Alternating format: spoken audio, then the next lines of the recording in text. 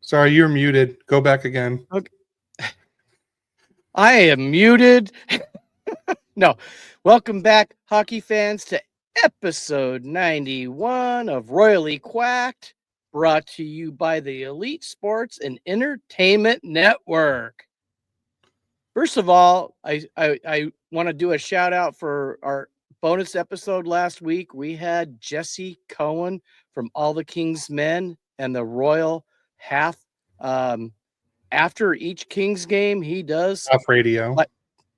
It's off radio. It's on Facebook, I know, because I got on and contributed, and he does a great job. I missed him from when he was doing it on Kings Radio and so forth. The new guy is high energy and crazy, but he wasn't my cup of tea, so I like to listen to Jesse. So I want to encourage all of you to, all you Kings fans especially, to tune in to all the Kings Men, and then that Royal Half after each game show. And moving on from there. Well, first of all, especially you Kings fans, if you like to hear Jesse make fun of me, then listen to it, because he attacked me a good 3 or 4 times. But just like Eddie did. It was funny. Okay, I wasn't mad. It was all good and fun. I loved it. And Eddie Garcia has done it many times to me too, and it's cracks me up every time. Another quick announcement. Everyone, please go follow the Mighty Ducks Club on Instagram. They're going to be doing free giveaways. They have a watch party on December 16th. They're going to have food vendors, hockey clothing brands, and a ton of giveaways. So please go follow there. Go to the watch party. I won't be able to attend this one because I can't do weekday games. But I hope to attend one of these watch parties very soon, whenever they host it. So just everyone, please go follow that. And I know he just bought some shirts. So go on Instagram and you can ask him about that. And then before we get started, Kevin says, "Good morning, Gary and Cody. # Hiller out. Great interview with Jesse. It was a great interview. I had fun with it. I got to tell you, I don't like to hear myself talk. So a lot of times I've already lived it. I won't listen to the episodes because I lived it, right? Well, it popped on and started going. And I got to tell you, I was laughing a lot. I was totally entertained, not by me, but by Jesse. He was awesome. I got to tell you, it was one of the most fun episodes we've done. Yeah. Oh, easily.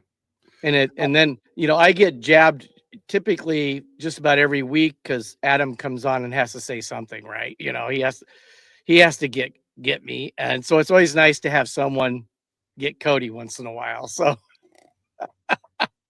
yeah, that's true. And now you have Jesse and Eddie to help attack me.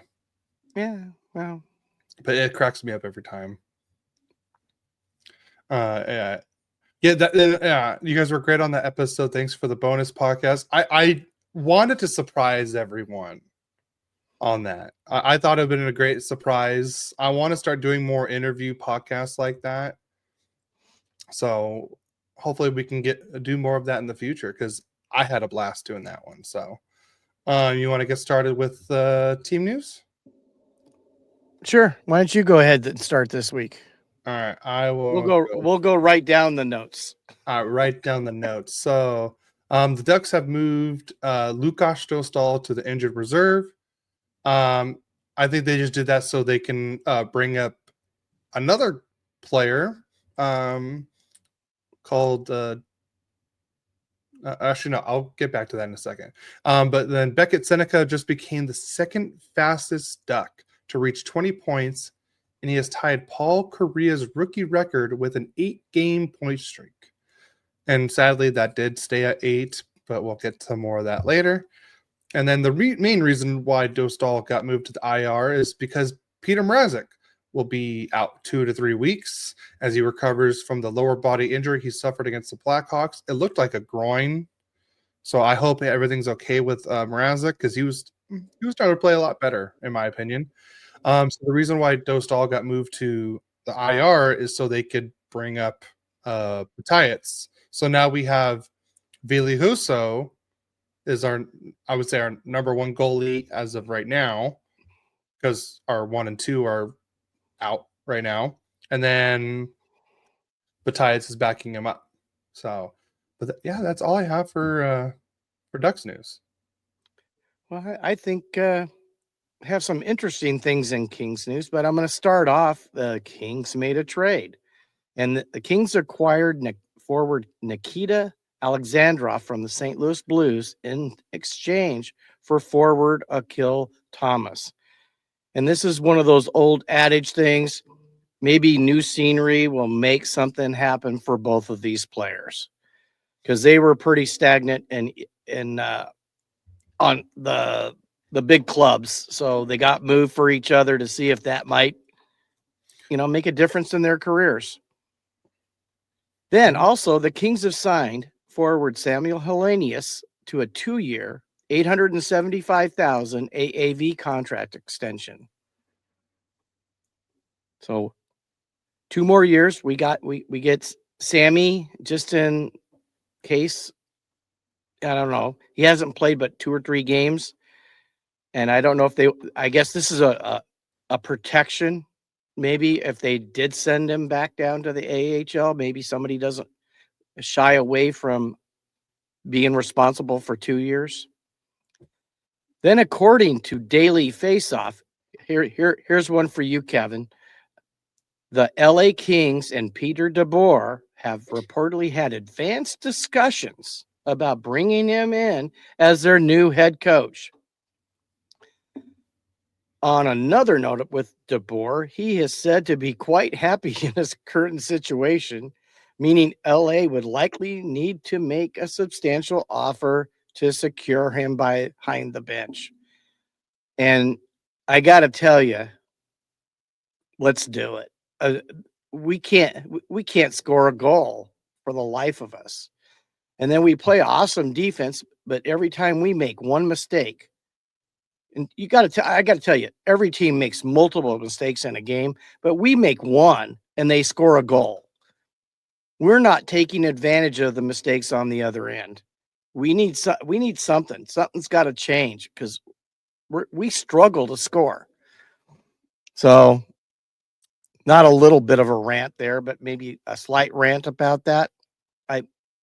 I know you Kings fans got to be frustrated as I am. Even when we were in first place, I was not happy how we played. But that didn't last very long, to be honest with you. Yep. And then Kevin said, "Best of luck to Akil. I really liked him, and I hoped it would have worked out." I heard great things about him and everything, and he seemed like a great player. So, well, you talk about a guy who is devastated with injuries in the younger part of his career. So he didn't have that chance to develop like a lot of guys do. I mean, he had multiple different surgeries that kept him out.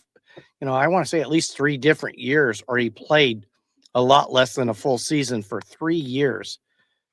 And that hurts a guy's development. So maybe going to St. Louis, getting a new scenery, I think he's got NHL ability. I think he would be a bottom 6 guy for sure. But then again, best of luck to Akil Thomas. Yeah, agreed. And welcome to LA. What was the name again? Alexandrov. Nikita Alexandrov. Oh, that's a dope name. Alexandrov. It sounds very Russian. All right, I'll let you start off with the first news, because that's something that's closer to you than it is to me. Kevin says DeBoer will want free reign to change the whole system. I'm not sure the Kings and Robitaille would give him that freedom. I mean, yes, I agree with what Kevin's saying, but at the same time, like, the system that's been going on hasn't worked. So maybe a new system could work. Well, the system for the last 11 years has produced 4 straight 1-round playoff exits. Yeah. And before that, I don't think we've gotten past the first round since we went to the Stanley Cup, to be honest with you. Let's just say the Ducks have won more playoff series than the Kings have since you guys won the Stanley Cup in 2014. Yeah, because we've been out the first round every time.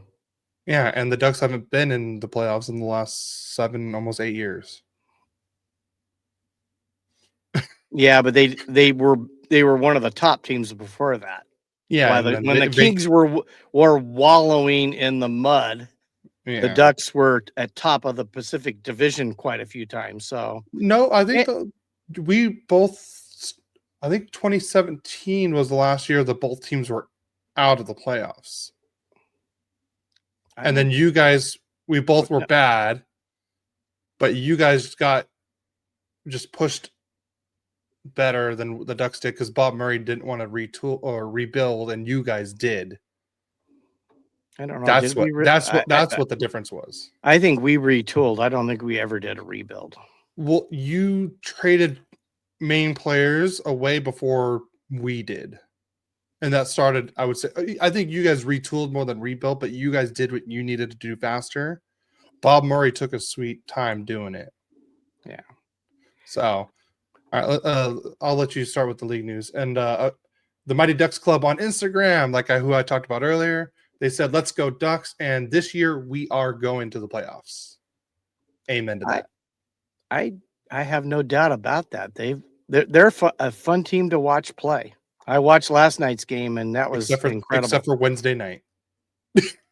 I'm going to not spoil your games. Yes. I'm not saying anything else, but last night's game was very exciting. Yes.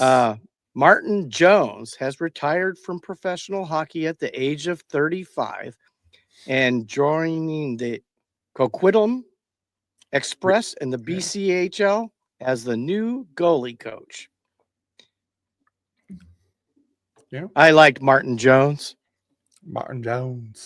I think that one year we went to the Cup, Quick was hurt. He won his first 8 games. I think it was him. Sure. Isn't it? Wasn't it him? What year was that? It might have been 14 or 12. I'm talking the regular season, not the playoffs. Oh, let's see. We Quick was out. He won like 8 straight games, and then Quick came back and he hardly played. Let's see. I think it was him. 2014. He played in 19 games. He started 18. He had 12 wins, 6 losses, 33 goals against, and he faced 500 shots. He had a 934 save percentage and a 1.81 goals against average with 4 shutouts. Like I said, he was 16th in the Calder voting that year. Yeah. Awesome. And then 14 and 15 games played, 11 games started. He was 4-5-2, 29 goals against, faced 307 shots with a 906 save percentage, and then a 2.24 goals against average. So not as good of a second year, but not bad. And then I think Jones just was like, well, I'm doing pretty good. I should be started, but they already had Quick. And then he went to San Jose right after that. And Boston, then San Jose. Yeah. But he went to San Jose, and didn't he take him to the Stanley Cup? But they lost. Yes, they lost. I believe it was to Pittsburgh. That was 2016. Yeah, there you go. Yeah. Another ex-King goes to the Stanley Cup. Yeah. After the Kings get rid of him. So, yeah. All right, and then let's see. The next bit of news is the Rangers defenseman Adam Fox is considered week to week with an upper body injury, and they're saying the injury should not affect his Olympic availability. And by the way, your mom said there was a Ducks game on Wednesday night. I mean, You know, I will neither confirm or deny that allegation. The sarcasm that I and you and your brother have is starting to wear on your mom because she's becoming sarcastic. Good. She's joining the duck side. Good. What do you mean, duck side? Duck side. Very good. She's always been a Ducks fan. No, never mind. It's a dark side play on Ducks, okay? God. I need a new host, guys. Anyone want to join me, please? I'm pretty sure Mom understood that reference. I know. And I just want Mom to send me Captain America going like, from Avengers. I understood that reference. Shall we see? Mom got it. Okay, on to the next news. Cody, it's you. I just said the Rangers one. Oh, okay. Yeah, you saved all these weird names for me. You planned this out, didn't you? All right, fine. I'll say it. Alexei Toropchenko is week to week after sustaining burns to his legs in a home accident, and that was per the St. Louis Blues. It was another very weird injury again. So first we had Jack Hughes with the glass on cutting his hand. We had another was it a Blues player? Or no, it was the Florida Panthers player. Yeah. He had the barbecue accident. Yeah. And then now this one. So very weird year for injuries this year. So on the next bit of news, the NHL's putting in you cannot barbecue during the NHL season. No. Blues Who's forward. That sourced? That was just per Gary Spink on Royally Quacked. There you go. I wouldn't doubt if some NHL teams might make that part of a contract. We probably will never hear about it because they don't want people to know. But if this is like the third time someone's been burned somewhere, somehow. Second time someone's been burned. The other one was a glass cut. But per Cody and Gary on Royally Quacked, everyone in the NHL, if you play, you get your own personal chef to make you food, and they have to spoon feed you everything. That way you don't cut your hand like Jack Hughes did. Yeah, you don't get to cut your waffles. You don't get or cut your steak. Nope, they do it for you. They spoon feed you, or they put it in a blender and you drink it through a straw. That way there's no injuries. Nobody can choke. Nobody can stab themselves. Everyone stays safe. You heard it here first on Royally Quacked. And you heard it here first. Royally Quacked. Breaking news. Okay, back to the league news. For Blues forward Jimmy Snuggerud will undergo surgery for a left wrist injury and will be reevaluated in 6 weeks. I loved watching him on Team USA. He's a great player. Great player. I'd like to have him on our team. Maybe he could score a goal. Well, I'm pretty sure if he went to the Kings that he ain't scoring. Probably true. Speaking of Blues, forward Nathan Walker has been placed on IR and will miss at least 8 weeks with an upper body injury. Wow, we got a lot of injuries. That's the third Blues player that is injured this last week. The Flyers have announced Tyson Forrester will be out 2 to 3 months with an upper body injury. Wow. I'm going to skip. Oh, no, not that one. Tyler Seguin has an ACL injury and will be out long term. I heard it was for the season. I think it's probably for the season too, and that's probably going to be, I know it's sad news that the Dallas Stars are losing him, but at the same time, if he's out for the whole year, it works in their favor even more in Dallas Stars' favor now, because with his, was it $9.5 million cap hit, if they declare him out for the whole year, they can use the full $9.5 million cap for the season and the playoffs. But if he's eligible to come back, they can only use like what 3.8 million, I believe what it is, because of the new CBA rules that they implementing. So they could look. It looks like Dallas could be a big team that's going to be adding someone. And Mom says, "Honey, I know. you have the I have the wrong hat on. I wore it on purpose. Go Rams." Yeah, go Rams. All right. Let's skip the next one, and we'll go to the next one. The NHL has announced the 2026 Heritage Classic will take place on October 25th, with the Winnipeg Jets hosting the Montreal Canadiens at Princess Auto Stadium in Winnipeg. Yeah. That's awesome. The next bit of news is the Tampa Bay Lightning have signed pending UFA defenseman Ryan McDonough to a 3-year extension worth $4.1 million AAV. Wow.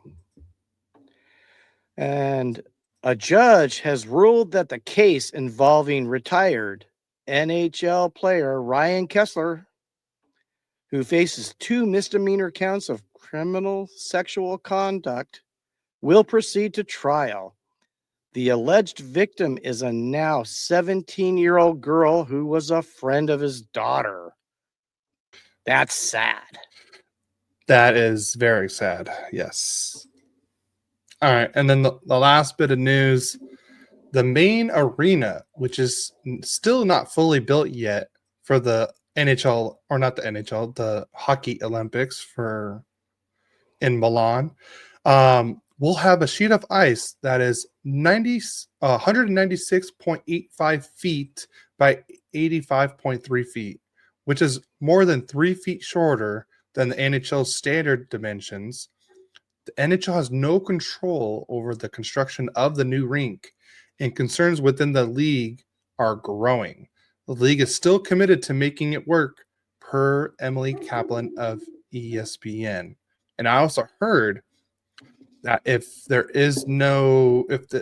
nothing's finished, nobody's going. And that was per can't remember his first name, but Daly is his last name.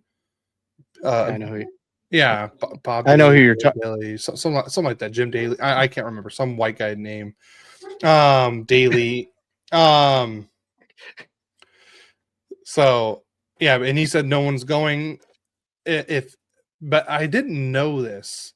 So the rink is 200 feet long, so it's over 3 feet shorter. It's a foot wider though, right? It's 84 feet wide. They're right? saying it's no, like 0.3 feet wider. So like 3 inches isn't like, yeah, or like something like that. It's like barely a little bit wider. But I didn't know this, but I guess in the Nashville Pittsburgh Global Series game, and was it Sweden? I guess they had the same dimensions. So what they did was, with the missing 3 feet, they just took it out of the neutral zone and kept the offensive zones the exact same standard. And then Anaheim El Grand Pato Scotty on Instagram says, "Let's go Ducks." Amen to that. So things are not looking good, very good in Milan right now. With arena wise, they're going to play. I hope so. No, they'll play. Yeah, they'll work it out. It's going to get played. It would hurt hockey if they don't play. Yeah, and we need hockey to keep growing. True. So. But there's nothing the NHL can do. So, we're ready to get into game recaps? Yes. All right, I'll go first just because I have one extra game, and then we'll just switch off. Sounds good to me. All right. Get to talk about these fun games. So last Sunday, the Ducks were in Chicago playing the Blackhawks, and the Ducks started very hot this game. In the first period, Cutter Gauthier scored his 15th of the season, 15 seconds in. That's right, you heard 15 seconds in. Cutter Gauthier tied Josh Manson, who also scored 15 seconds in on November 28th, 2018, for the second fastest goal to start a game in Ducks history. The record is held by none other than Paul Correa, who did it in 8 seconds on March 9th, 1997. But it doesn't stop there. Olan Zellweger got his 5th of the season at the 47-second mark of the first period. So not even in the first minute has passed, and the Ducks are already up 2-0. By the way, Terry and Carlson each had the assist on the first goal, and they each have 21 assists. And on the second goal, Terry got his 22nd assist, and Cutter got his 15th assist of the year. And then at the 10:25 mark, Chris Kreider scores his 12th of the year. Seneca his 12th assist. McTavish his 13th assist to make it 3-0 Anaheim off of a deflected shot. Ducks were just straight up dominating at this point. And then somehow someone took, I can't remember who took the penalty at this time. But Tyler Bertuzzi got a power play goal to make it 3-1 Ducks, and that was the first period. And after that, it was all Blackhawks. The Ducks just pretty much stopped wanting to play. They're like, hey, we got to, we scored 3 goals in the first 10 minutes of the game. We're good. We're set. No. Ryan Green at the 6:43 mark in the second period got his 4th of the year to make it 3-2 Anaheim. And then Colton Dock, yes, that last name does sound familiar. That is Kirby Dock's younger brother, scored his 3rd goal on the power play, and now it's 3-3 Anaheim. 3-3 tied now. So now we go into the 3rd period.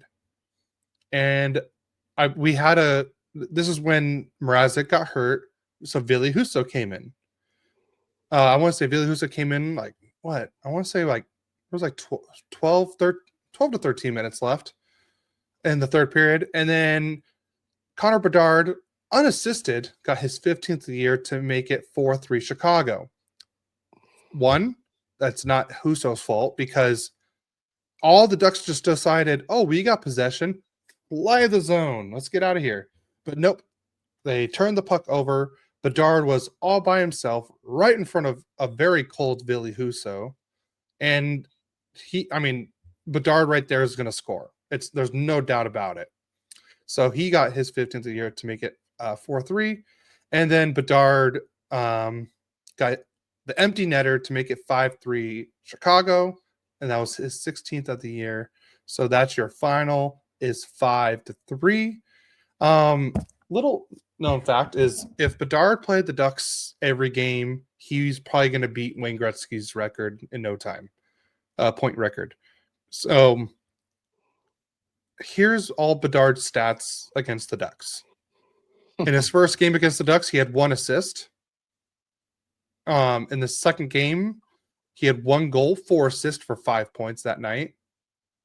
And then the third game, that last game of that year, on March 21st, 2024, he had 0 points. First time the Ducks held him pointless. The next game, November 3rd, 2024, 3 assists.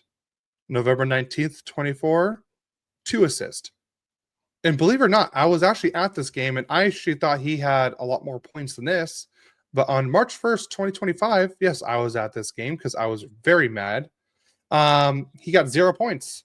And somehow the Ducks still lost 6-3. And then October 19th of this year, 2025, he had 1 assist. And then this last game, 2 goals, 2 assists, 4 points. So in 8 games, 16 points, 3 goals, 13 assists. And we still have to play him one more time. Let's just say Bedard is a Duck killer. For once, I would like to know that the Ducks are killing teams like Bedard kills the Ducks. That would be nice to know for once. So what you're saying when they go duck season, rabbit season, Bedard's going It's duck duck season. season. Yeah, Okay. easily. Got it. There is no other season for Bedard. Yeah, pretty much. Let's see. But the 3 stars of the game, Bertuzzi was the number 3 star with the 1 goal and 1 point. Green was the number 2 star with the 1 goal, and then of course Bedard is the number 1 with the 2 goals, 2 assists for 4 points.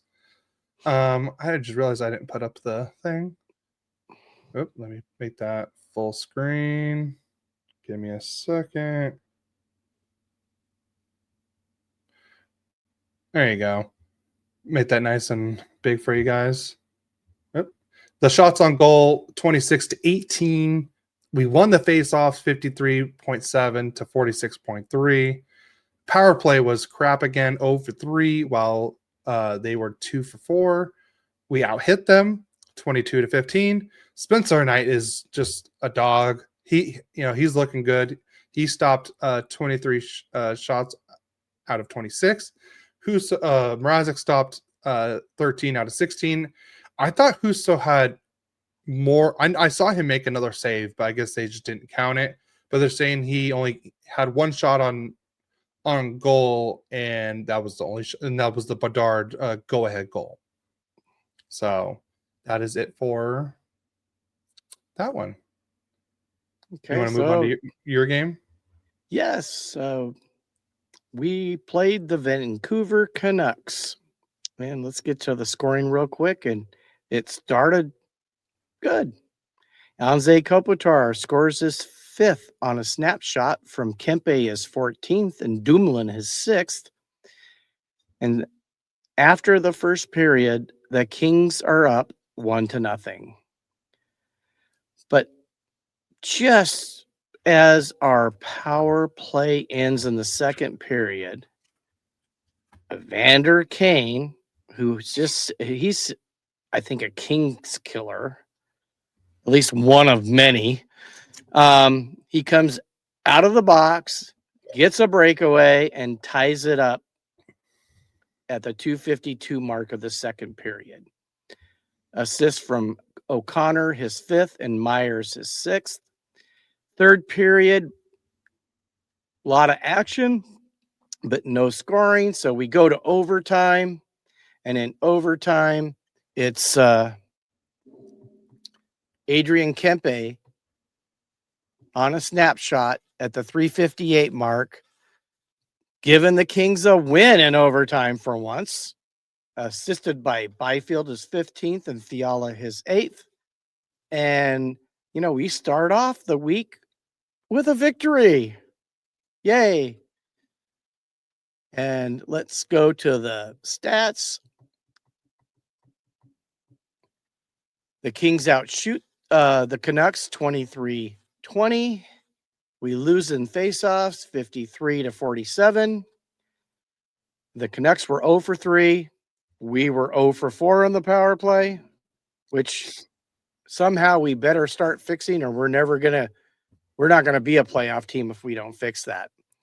Hits were 16 for the Canucks, 14 for the Kings. Block shots, 13 for the Canucks, 11 for the Kings. Of course, we win this one just about every game. Giveaways, we gave away 15. They gave away 11. And the Canucks had 6 takeaways. We had 4. Let's go to the 3 stars of the game. And they're all Kings. Kopitar is the 3rd star with a goal. The 2nd star was Anton Forsberg with a save percentage of .950 and a goals against of .95. And then Adrian Kempe, the number 1 star, with a goal and an assist. And that's game 1. Yep. Real quick on Instagram Live, Anaheim, El Gran Pato Scotty. I will get to your question when we get to that game later. I just want to give him a heads up.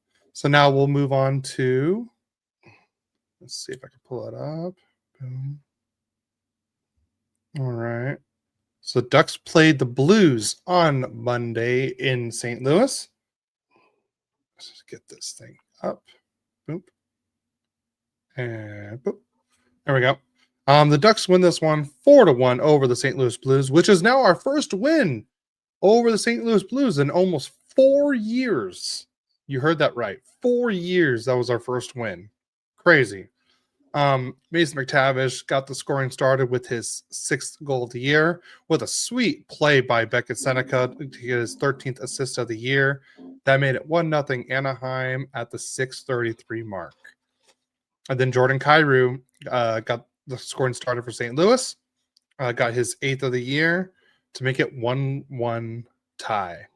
And then Pavel Minchikov scored, and right after this, that was the Ducks'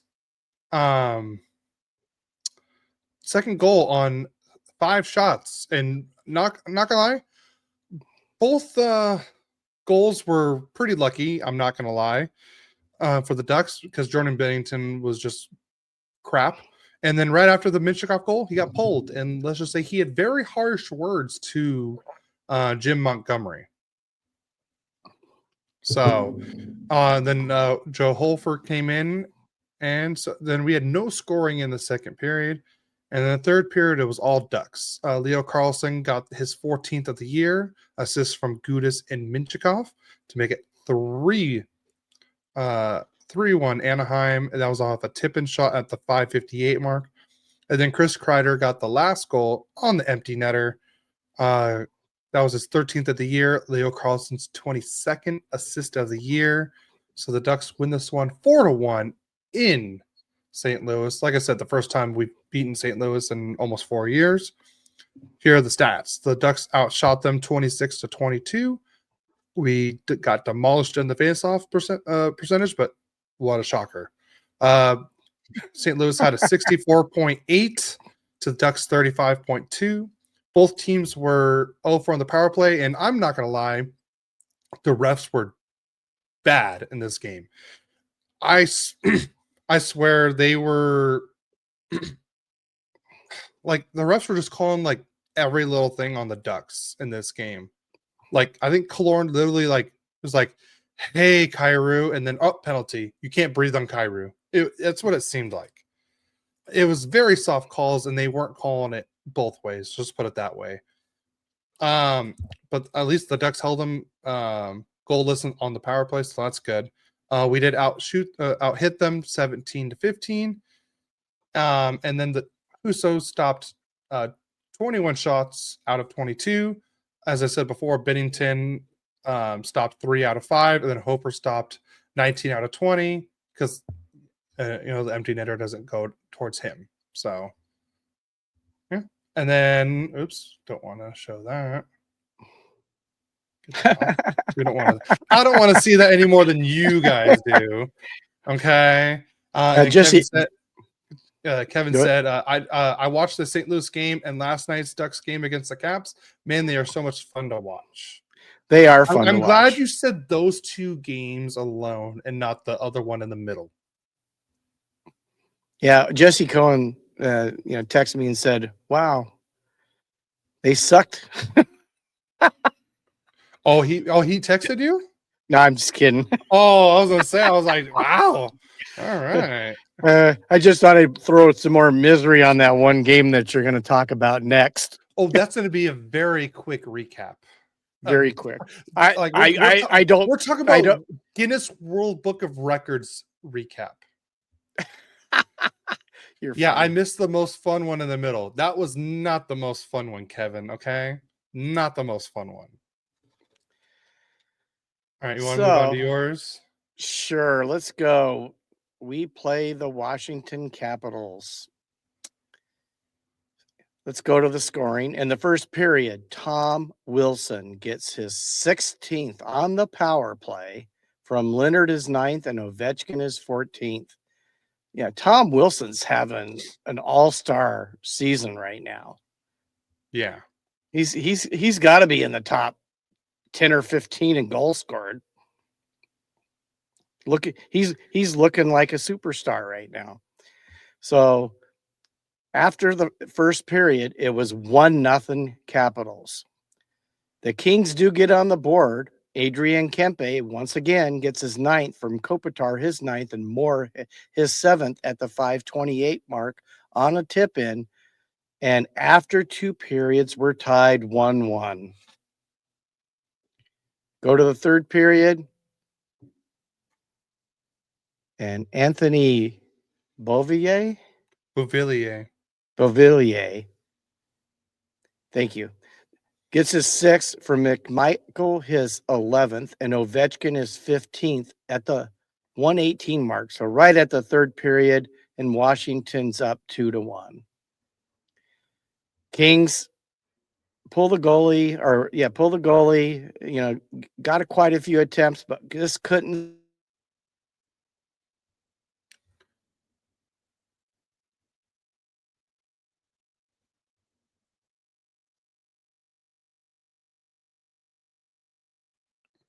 Is it me or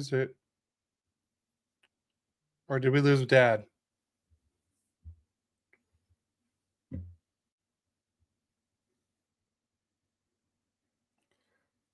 I don't know what's going on. Dad, did we lose you, or am I the one getting stuck? Oh, okay, cool. Because we've had it where I didn't hear my dad on the stream, and I'm like, wait, what's going on? So it's not me this time. Cool. All right. I don't know where he left off. Dad, if you're out there, say cream cheese. Nope. Okay. Well, my dad's very let's say, okay, let's go. Oh, I think he had to restart his computer. So I'll just do. I don't know if he went over all the goals, but yeah, Patras scored the empty netter to make it 3-1, and that was the end of that. And we'll move on to the shots on goal. Each team had 25 shots on goal. The Kings lost the faceoff percentage 53 to 0.1 to 46.9%. The Kings were 0 for 2 on the power play. Washington was 1 for 2. They were Capitals out hit the Kings 20 to 13, but that's not a shocker. And then Logan Thompson stopped 24 out of 25 shots, and Kemper stopped 22 out of 24. And then let me pull up the stats for the 3 stars for you guys. Hey, it's just me. It's weird. All right, give me a second to pull it up because I was not expecting my dad's internet to go out. Let's see. The 3 stars of the game would be Adrian Kempe with the 1 goal for 1 point is the number 3 star. Ovechkin is the number 2 star with 2 assists for 2 points. And Anthony Beauvillier with the 1 goal and 1 point is the number 1 star. So that would be it for the Washington Capitals game. And then I'll pull up my game. Let's see. The game I really don't want to talk about. Okay, Gary's paused on my end too. Great, it's not just me. It's just being Thompson and Kemper should both be considered for Canada. It seems odd that they're not both shoe-ins for. No, I completely agree with you. I think Thompson and Kemper should both be on Team Canada because Binnington's been crap. I mean, Aiden Hill's been hurt all year. And then what's the other one? Montembeault hasn't been very good. And those are the 3 goalies for Canada for Nations. So I think it should be Thompson, Kemper, and oh god, what's his name? What's the other goalie's name? That's Canadian. That's playing well right now. I can't remember. Are you back? Yeah, I don't know what happened. I already finished your game for you. Oh, great. Yep. All right. Are we ready for this next game for me? I guess so. So did I lose internet connection? Yeah, you froze, and it wasn't me this time. Kevin confirmed it with me. And Adam says it's just Gary being old. Well, there you go. Makes up for Jesse right there. All right. So all right. Here, read, and then there, read. All right, onto your game. Is that it? I don't want to talk about it. Okay. All right, long story short, Ducks sucked that game. And welcome to the NHL, Vladislav Bataillets. He came in the third period and gave up more goals. So I really don't want to talk about that game whatsoever. It was not good from beginning to end at all.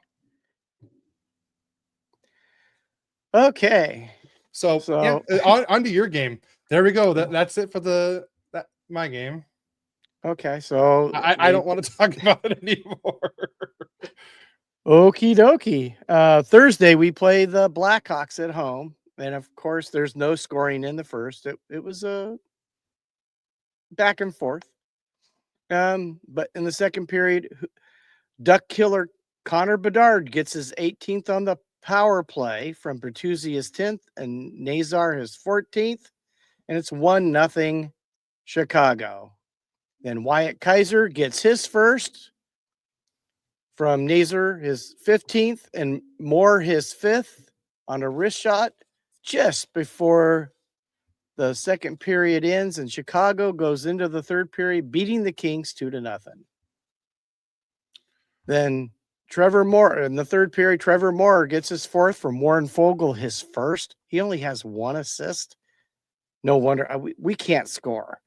It just seems to be a problem. We can't score. I mean, it's hard to have scoring leaders when you only score like 1 to 2 goals a game. So it's now 2-1 Chicago, and that's how the game ends. I mean, like I said, I can't be more disappointed right now in the way the Kings are playing.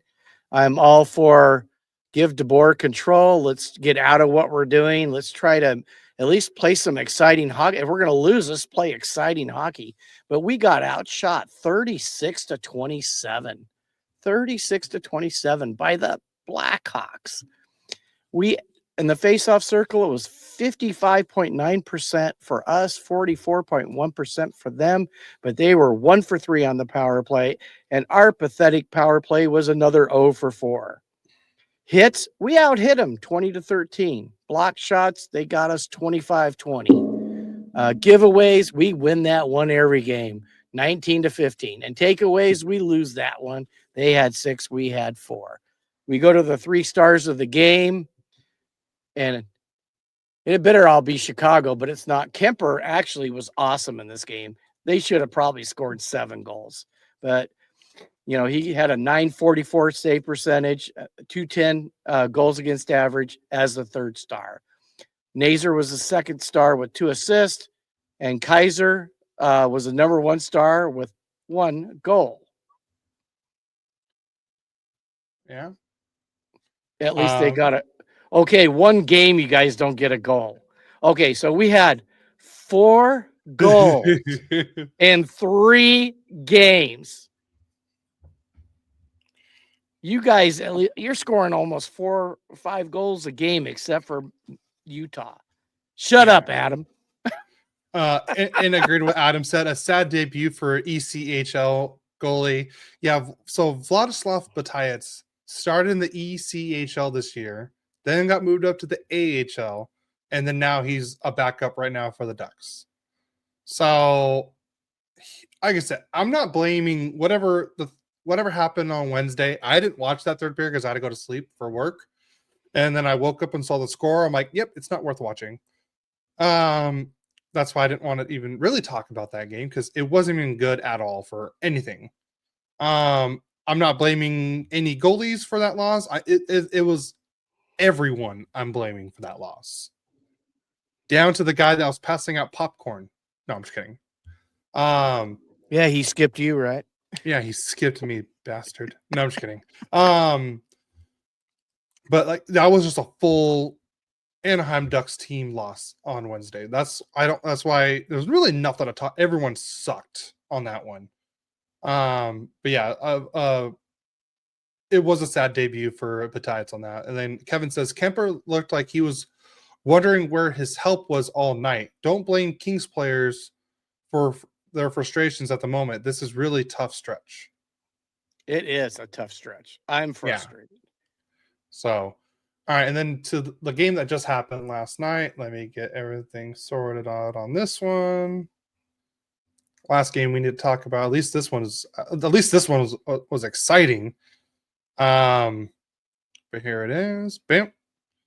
So the Ducks host the Washington Capitals, and Tom Wilson got the scoring started on this one with the 17th of the year to make it 1-0 Capitals, and then Cutter Gauthier on it. I mean, I don't know how many times I'm going to say this, but Beckett Seneca is the main reason why this goal even happened. Cutter Gauthier got his 16th goal of the year to tie it up 1-1, and then Seneca got his 14th assist of the year, and Jackson Lacombe also got an assist on that play. And then Ethan Frank in the second period got the scoring started unassisted and to make it 2-1 Capitals. That was his 4th of the year. And then Ross the Boss Johnston with his second goal of the year on a tip-in shot to tie it up 2-2. What? I mean, is Ross the boss like now? Like, what the hell's going on? I'm liking it. Gudis with his 4th assist of the year and Zellweger's 6th assist of the year. So now we're tied 2-2, and that was at the 6:19 mark in the second period. And then Alexei Protas got his 9th goal of the year to make it 3-2 Capitals, and that was just a little over a minute and 20 seconds later. But Beckett Seneca, again, making plays, gets his 8th of the year to make it 3-3. And guess who got the assist? Ross the Boss Johnston. Yep, you heard that right. Ross Johnston. Not the human traffic cone anymore? No, he's not right now. He's not. He's playing like a boss. Okay. So now we're tied 3-3, and then we go into overtime. And all I can tell you is Logan Thompson should be the number 1 starter for Canada, because if it wasn't for Logan Thompson, the Ducks would have scored like 10 goals in overtime. I know it's not possible, but the Ducks were just dominating. They had plenty of shots. Thompson stood on his head. And I could have sworn he even made like a little like sliding kick, like old Dominik Hasek kind of move with the pads. It was, like I said, he was playing crazy in this game. But the Ducks go into shootout, and now we're going to get into what one of our questions was from the Instagram Live. Anaheim El Grand Pato Scotty says, "What do you think about the Leo Carlsson shootout goal?" I think the Ducks should have had all 3 goals scored on this one. My dad says otherwise, but I think it was still one shot because it looked like the puck was on his stick the whole time.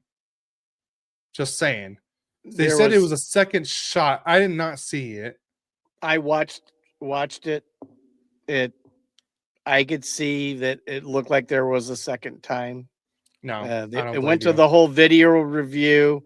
It was pretty easy to see everything. It wasn't like a crazy second shot. It was just slightly moving. It didn't really matter. They won anyways. Yeah, but even Kevin says Thompson was unbelievable in overtime. That cartwheel save was insane. Yeah, see, told you. Yeah, Kevin, he's one of my fantasy goalies. Yeah, a great goalie to have. Yes. I think Carlson's goal should have counted because I think that goal was going in no matter what. Because if you look at Thompson's leg, it was going back the whole time because of the way he was moving. So I think no matter what, that puck was going in. So, but I digress. We're going to move on. We're going to finish the stats. The Ducks outshot Washington. Oh, let me get the stats up now. There we go.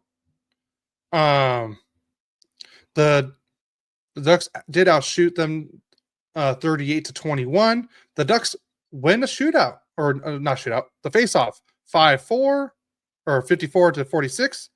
Both teams were over on the power play. The Ducks just can't seem to just score on the power play anymore. We got out hit 21-18. But Billy Huso was fantastic this game. He stopped 18 shots out of 21. Thompson stopped 35 out of 38, which is crazy. But the Carlson goal should have counted, but Terry's was great.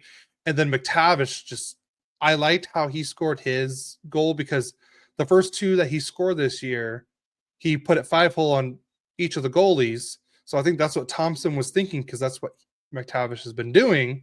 But then he shoots before that, and I think he just stuns Thompson on that.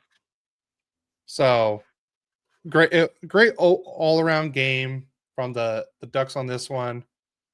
I'm gonna get the 3 stars up, and then we'll get to the comments. 3 stars of the game. Ross Johnson was the number 3 star with 1 goal, 1 assist for 2 points. Carlson was the number 2 star, and then Beckett Seneca was the number 1 with the 1 goal, 1 assist for 2 points. And then Adam says that Terry double touch goal, Carlson really could go either way. It's a matter of perception. Well, my perception is right. That's all I'm going to say on that. But now what do you want to go to next? Game predictions? Let's do it, because we suck at it. That's for sure. We're both under 500 after last week. I went 2-1. What a shock. And I'm now 11-16 for the season. And what am you I? went 1-3. Okay. And you're 13-15. Okay. We're bad. Well, I'm really bad.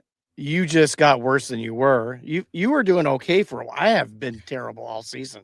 Yeah. It was just the opposite of last year. I seem to be able to do a better job than you, but you had a great comeback last year and made it close. Yeah. Adam put Thompson expected 5-hole. McTavish surprised him with glove side. Yeah, I agreed. Like, he definitely surprised him, and I like that move that McTavish did. Yeah, I'm surprised. He kind of hesitated right there. That's where you come out and cut the angle off, and Thompson didn't do that. That might have stopped that goal, but man, McTavish got him right where he wanted him, and he stayed there. That Thompson has to come out and try to poke check that puck away from him. He didn't do it, so good for McTavish. That was an awesome shot. Yeah. So all right. You want to do your predictions real quick?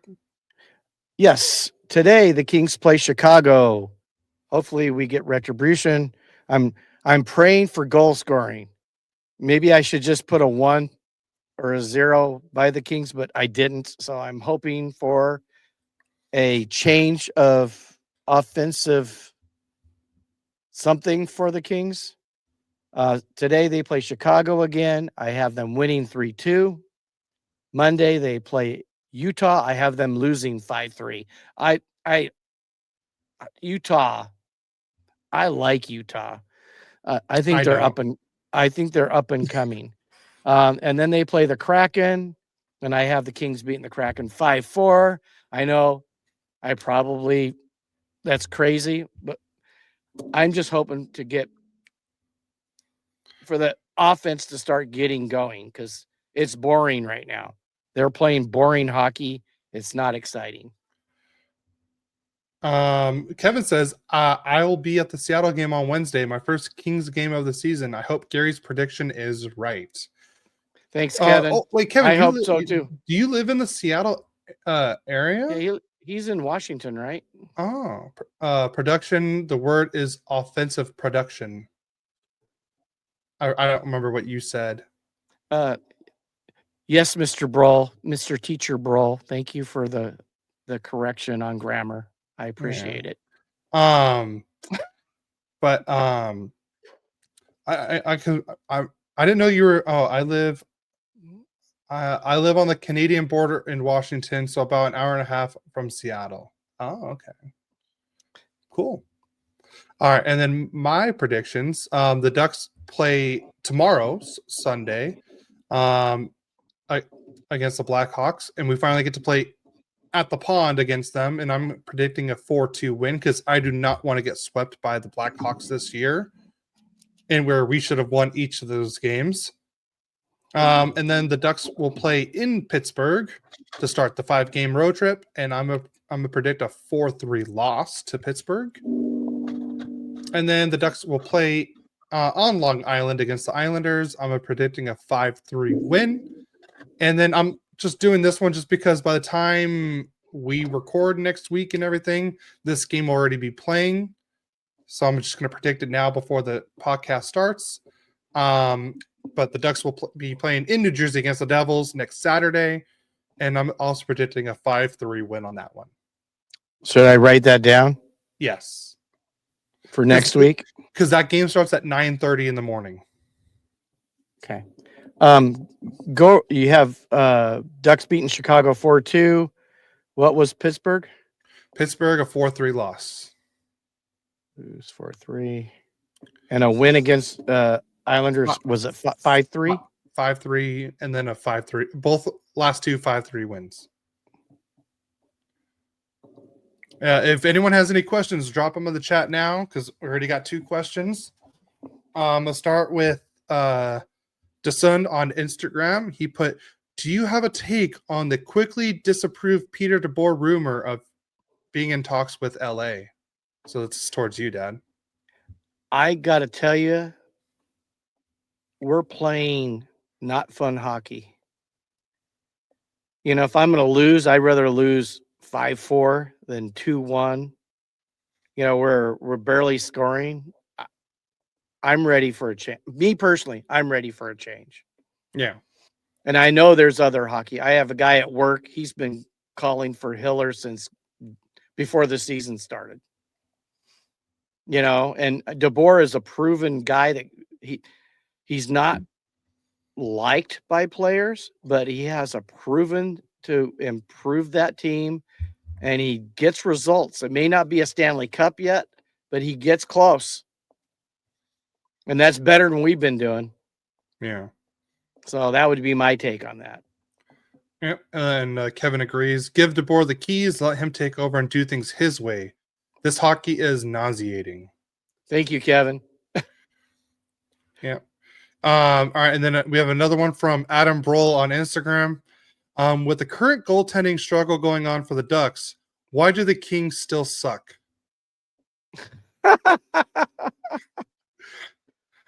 It took a turn, didn't it? That question took a turn. It did. I don't even know how to answer that one. The thing about the Ducks, to be honest with you, their goaltending isn't what's winning games for them. They've been incredibly good offensively. Take away the one game this week, you know. I think Husso's been fine in goal. Yeah, I don't think he's hurt them, and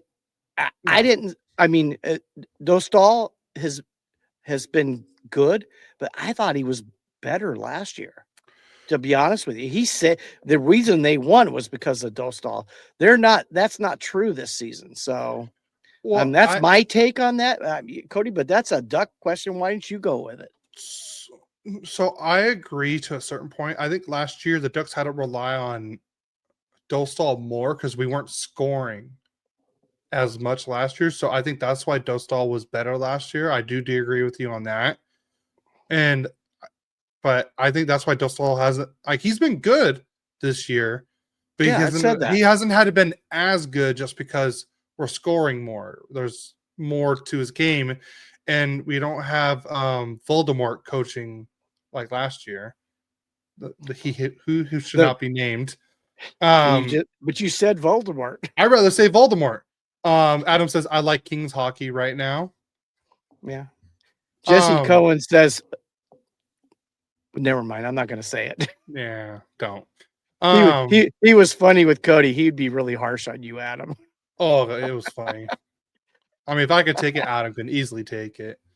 I think Adam's hurt a lot worse than playing hockey and being in the military alone. Or when he umpired. Or umpired, yeah, that's for sure. I was gonna say, but I think with that, like, yeah, Dostal's was better last year because he had to be better last year. Yeah, so I don't think their goaltending, even now. I mean, obviously the Utah game was that was a whole team thing. I'm not blaming not blaming Batites. That was a whole team. The team just didn't play well that game. But what did they do? They come back and they beat the Capitals, who are a pretty good team. Yeah, and we stayed with them the whole time and everything. So, like I said, so they stepped it up. So I mean, you're gonna have games where you suck. I would have stood toe to toe with him. Might not have been able to show that podcast. And then Kevin also said, Husso came up big with a save last night during OT, just like he did against LA. And I said, Husso has not been the issue at all, in my opinion. It's a whole team thing that's been bad. So, like I said, it's not. I think it's more the people in front of the Ducks goalies have been the issue more than anything else. That's been the issue. The team defense, it could be stronger. Yes. And that includes every player. Just a little bit, because I tell you, if they do that and keep that offense going, who's going to stop them? Because their offense is just fun to watch. Yeah. You know, Seneca has been a huge surprise. Yeah, and he is now the rookie point leader right now. Yeah, well. So Beckett Seneca's looked fantastic. I mean, to be honest, when I saw him during the freeway face, or not the rookie face off, and a little bit of the preseason and training camp, I was like, man, he needs to go back to juniors and work on his game. And I think you thought the same thing when at the rookie face off. I did, and I got to tell you, made me put my foot in my mouth. He's he's been a huge surprise, and he's a big reason why you guys have played better. Yeah. Because he's made a difference in quite a few things, but not just him. Carlson has really taken that possible. I would agree with you, Adam. And that's really hard for me. That's hard for me to say. See, the thing that annoys me is Beckett's having this fantastic season, and all the podcasts I listen to for the call, they're always talking about Schaefer. Yeah. They're talking about Demidov, and they're talking about as his nickname, the Wall from St. Paul, Jesper Wallstat, the goalie from Minnesota. Yeah, because I mean, he has he's played in 10 games this year and has 4 shutouts. Well, so, there's a lot of competition for that right now. Yeah, but I think Beckett is right there. And just because he's a Duck, I'm not gonna say, I'd vote for Wallstedt or Schaefer. I would say he's the front runner to me. Wallstedt would be the next. I mean, he's been fantastic. 100% agree. Like Mom says, Beckett is just getting warmed up. And you could tell his game is evolving each time. In the first 2 or 3 games, he was making, just not the right passes. He wasn't making the right moves at the right time. But you could tell over time, he's learning Like he's not making the same stupid plays or the mistakes that he was doing before. He needs to clean up his penalty taking. That I wish I think he needs to clean up. He's been taking a little too many penalties, but like I said, he's a 19-year-old rookie in a very fast-paced game. And Says Leo's Leo's looking like a franchise player. Makes me sad to say it, but I wish Quentin Byfield would play more like him. Well, yeah, well said, Kevin. Totally well said. But then again, if you heard the Jesse Cohen interview, it's really hard for someone to be the number one when the number one is still there. And he asked us, and we only had some football references that where they've maybe had tutelage like Rodgers with Favre or Love with Rodgers, or the only one I can think of that went really well, and I don't think I never heard a bad thing, was Young and Montana. Montana got traded, Young stepped in, but those are all football references. So, maybe next year, hopefully Byfield's going to step up like Carlson has this year, because Carlson has been incredible. Yeah. And he looks so comfortable out there. And when I thought he was not progressing till I saw him in the face-off last year. The Four Nations. Yeah. Four Nations. He went out there. He stepped up after that. He really did. That was a key moment for him. Yeah. Mm-hmm. And Leo's just fun to watch. And I'm a hockey fan first. I mean, I don't mind going and watching him play. Him, Seneca, and I go, can you imagine when you guys go to Philadelphia and Gauthier goes onto the ice and they're gonna really scream because you guys won that trade hands down. Yeah. I mean, everybody's hitting on the Ducks right now. And I think this is Mom talking about Beckett Seneca. He's being a playmaker out there, and he is. Like, and you could tell, like, oh, this Ducks team is definitely different. I'm taking away the Utah game. That's just a horrible example, but like it's a total different team this year, and like I said, you can just tell like everyone is evolving their play a lot. Yeah, like Trouba's looked better. Like, Lacombe's, the points aren't there, but he's not playing bad. Well, he started slow. He's been picking it up. I was points wise. Points wise, yes, but he like his overall play was not bad. I haven't had any issues with Lacombe's game, because I think last year was different just because we had no offensive support, so he was one of the main ones. Now we have more offensive support, and he's playing what he needs to do to help that. So, like I said, I'm not worried about his points. He's playing fine, in my opinion. He's playing a lot. I want to say he's like 7th or 8th in time on ice average this year. So I'm not worried about Lacombe's like points. As long as he keeps playing how he needs to play, I'm fine with it. Yeah, I do believe he's picked it up already, though. No, yeah, he has. Yeah, he had a slow start offensively. He's picked it up lately. And you know what? He is a defenseman, and the number one job of a defenseman is to play the defense. Keep everybody away from their goalie, make plays. And I don't think he didn't. I thought he did that in the early part of the season. He just wasn't scoring. So, yeah.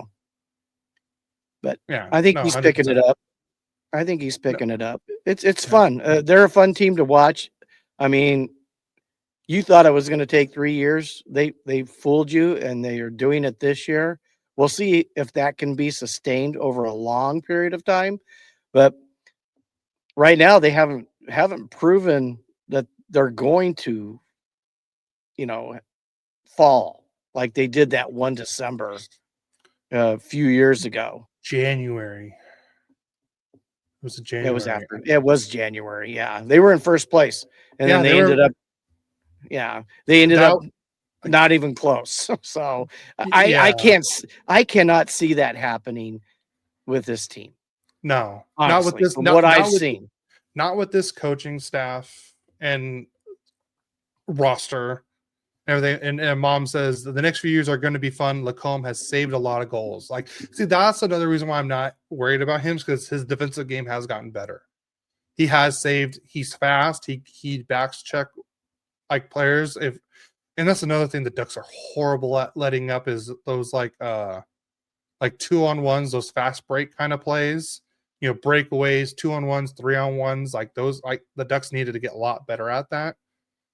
And I'd say that's definitely, I would say, one of their kryptonites. Like right now, it's just because they're all like rush, and nobody's getting back. So it's leading to those plays like that. Yeah, well, it's the dirty hockey they're missing. Yeah.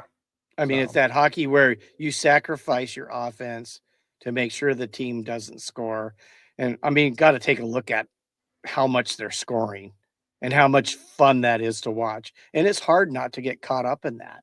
So I mean, I played street hockey and I wasn't very good when I first started playing. I got better and better. And once I started scoring goals, there was a few times my defense lacked and we got scored on.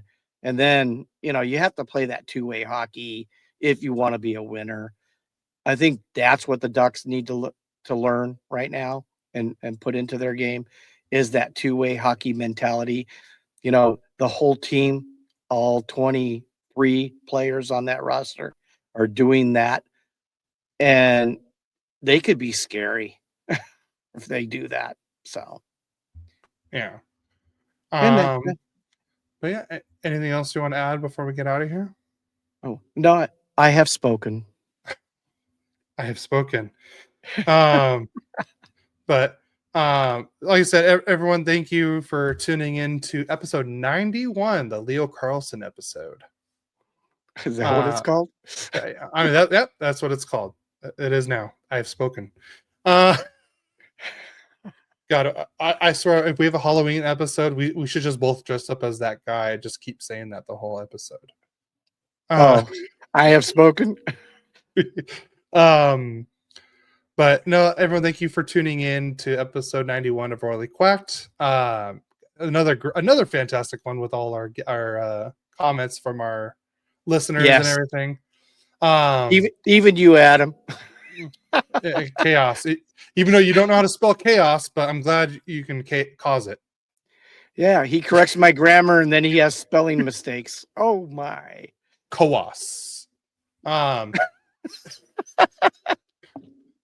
It's a shame we have fun doing this. Yeah.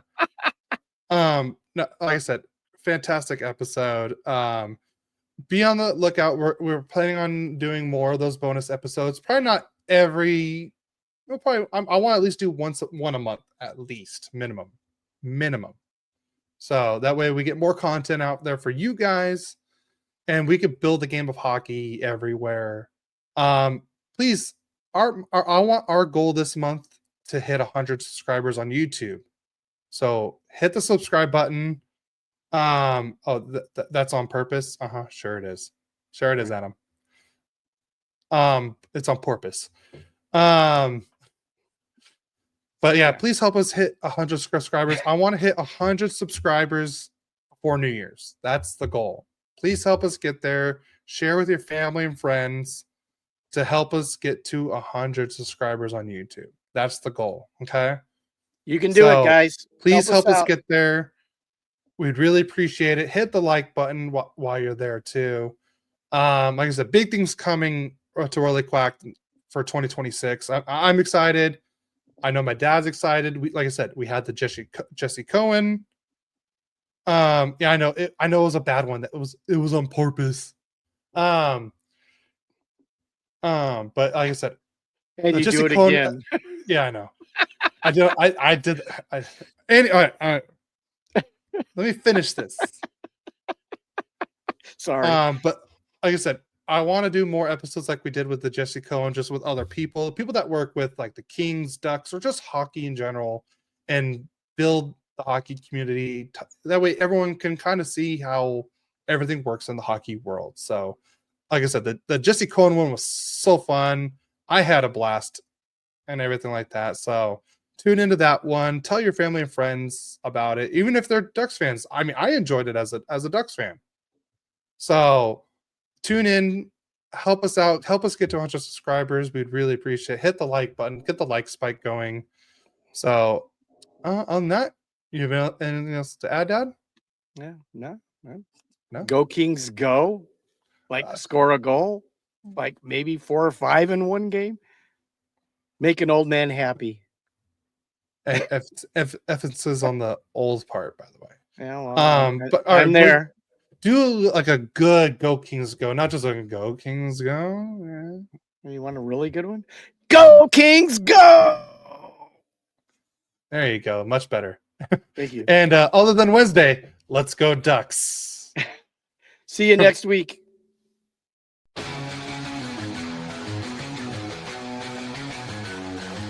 father and son, a bond so strong, talking hockey all day long. Royally Quacked, their podcast show, sharing stories, highs and lows. From the Kings to the Ducks they go, shout and go Kings.